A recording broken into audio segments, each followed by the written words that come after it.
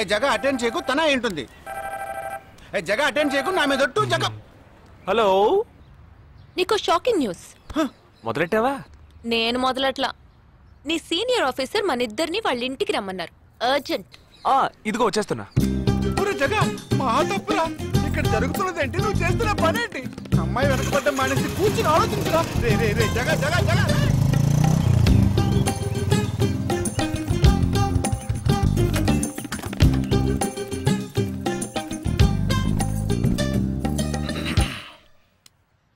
మీ ఇద్దరికి ఇప్పుడు 2 షాకింగ్ న్యూస్లు చెప్పబోతున్నాను.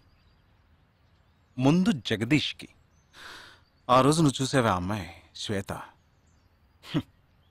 తనకి నువ్వు నచ్చలేదని చెప్పిందిరా. ఏమైంది? షాక్ అయ్యాడు అబ్బాయి. Okay okay okay okay.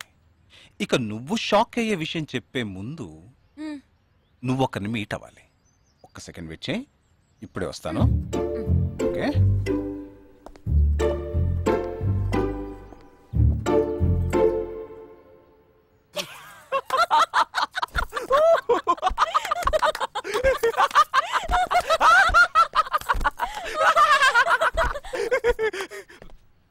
నువ్వెందుకు నవ్వావు?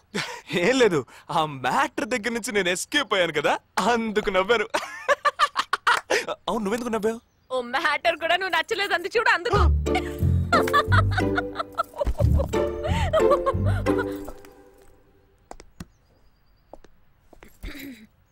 చిత్రా,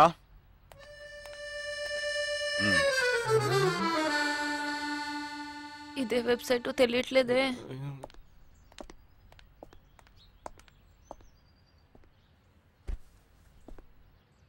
మా మామయ్య కూతురు చిన్నప్పటి నుంచి నన్ను ప్రేమిస్తోందంట. కానీ నేనది గ్రహించలేకపోయాను. నేనిప్పుడు నిన్ను పెళ్లి చేసుకుంటున్నానన్న విషయం తెలిసి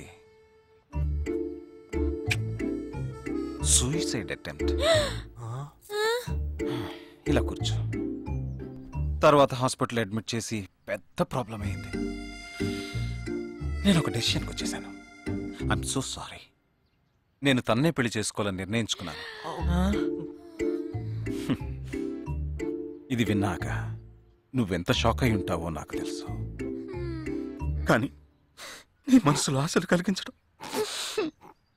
అది నా తప్పే.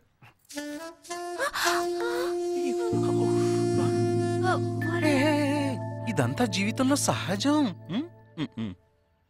ఓకే, ఇప్పుడు నేను మీ ఇద్దరిని ఓ విషయం అడగబోతున్నాను. నువ్వు పెళ్లి చేసుకోవాలన్న కోరికతోనే బాంబే వచ్చావు. నువ్వేమో ఒక మిలిటరీ మ్యాన్ పెళ్లి చేసుకోవాలని ఆశపడ్డావు. ఎందుకని మీరిద్దరు పెళ్లి చేసుకోకూడదు? నన్ను మాత్రం అపార్థం చేసుకోకు. మేమిద్దరం ఒకరినొకరు ప్రేమించుకున్నామే కానీ నా వేలు కూడా తన్ని టచ్ చేయలేదు. మనం ఎప్పుడన్నా టచ్ అయ్యామా? లేదు. అడిగి చూడు. లేదు. నువ్వు నన్ను మర్చిపోవటం నీకు చాలా కష్టం అని నాకు తెలుసు. అందంగా పుట్టడం నా తప్ప. ఏం లేదు. వీడొకడు అయిన దానికి కాందానికి. సరే Nisha, all the best. Bye bye. Nisha, నేను నీకు దక్కలేదు కదా అని తను చేసుకున్నట్టు ఇటువంటి ఏ నిర్ణయం నువ్వు తీసుకోకు. ప్రామిస్? ప్రామిస్. Okay, bye.